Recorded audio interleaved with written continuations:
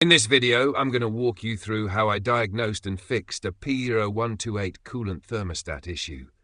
The check engine light came on, so the first thing I did was connect a scan tool.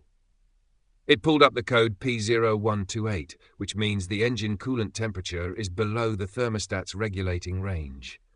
This usually happens when the thermostat is stuck open, causing the engine to run cooler than normal.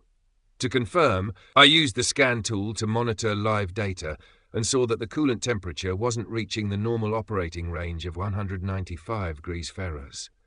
To double-check, I used a non-contact pyrometer to measure the temperature at the upper radiator hose. The readings matched the data from the scan tool, confirming the engine wasn't warming up properly.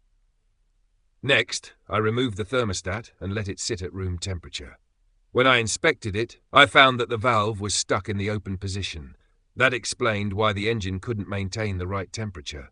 To fix the issue, I installed a new thermostat, cleared the trouble codes, and took the vehicle out for a road test.